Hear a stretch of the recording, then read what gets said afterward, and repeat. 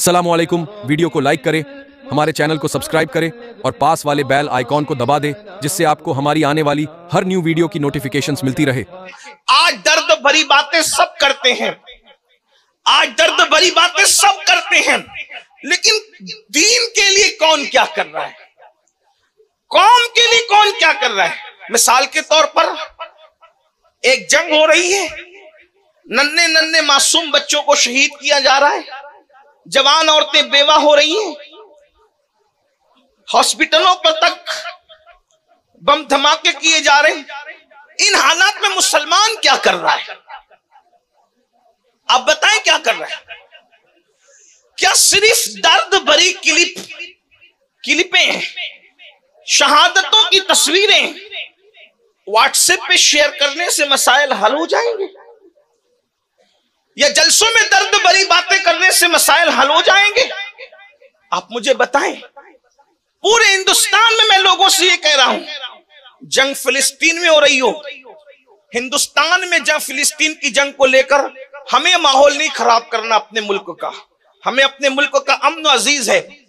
मेरी गुजारिश तो ये थी कि अगर उन मुसलमानों से आपके दिल में कोई दर्द होता तो आप रोड पर मस्तियां करने की बजाय मस्जिदें भरते और मस्जिदें भर करके वह अल्लाह की बारगाह में दुआ करते। कितने मुसलमान है बताओ कि जिन्होंने उन कत्ल होने वाले, उन बर्बाद होने वाले, उन तबाह होने वाले मुसलमानों के लिए गिड़गिड़ा कर अल्लाह की बारगाह में दुआ की।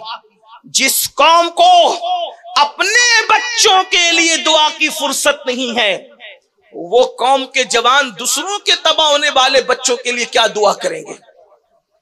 आज हमारा हाल ही, हम अपने बच्चों के लिए दुआ नहीं करते। दुआ उस वक्त करेंगे जब मस्जिद में आएंगे।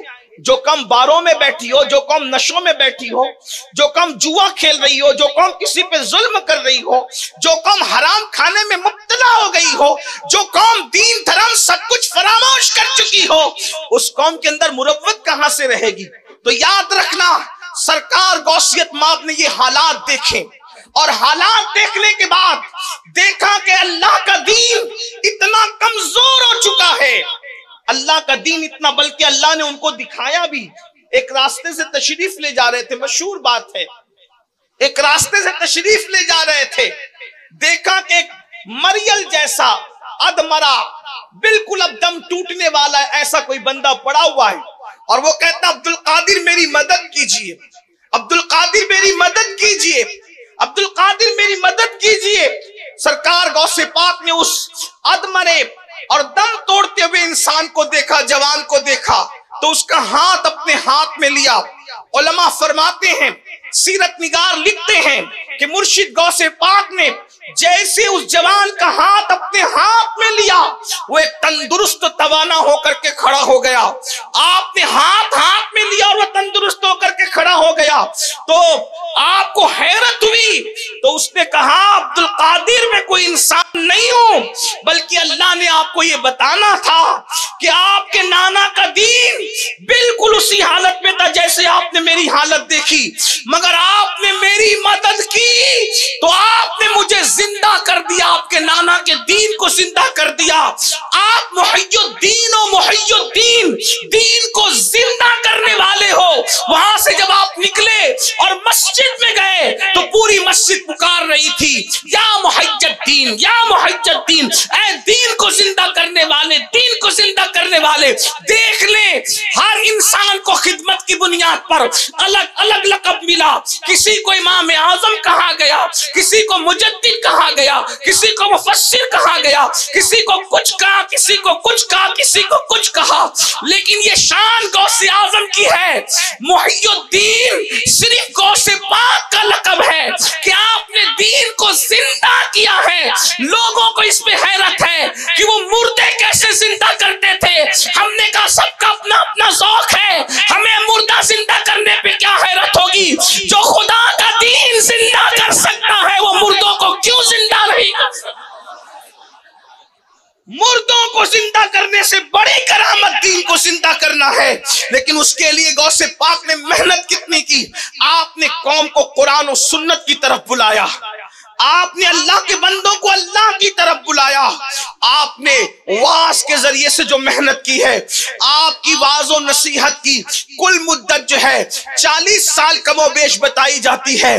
और आप अल्लाह अकबर शुरू में जब खिताब फरमाते थे, बल्कि आप तो पहले खिताब ही नहीं करते थे, आपने तवील अरसा गुमनामी में गुजारा, आपको कोई जानता नहीं था।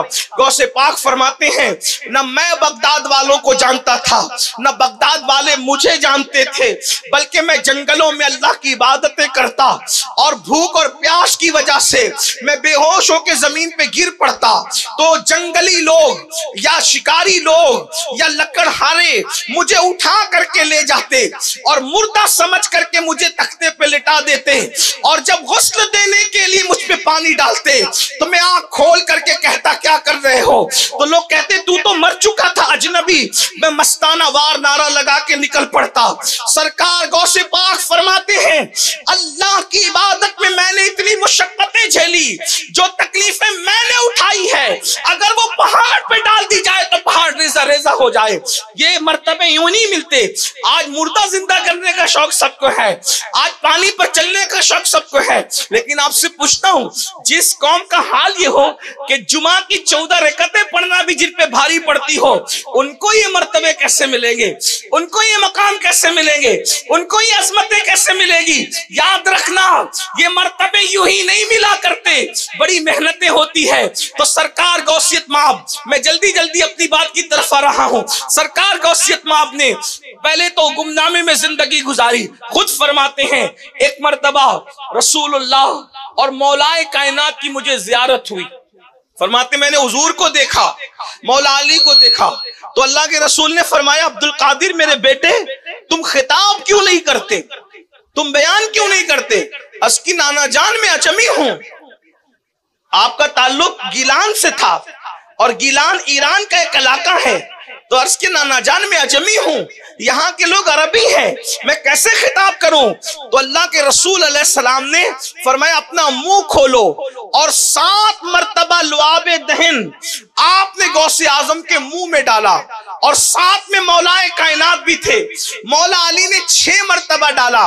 तो गौसे पाक अर्ज करते, बाबा जान, नाना ने 7 मर्तबा और आपने 6 मर्तबा क्यों डाला।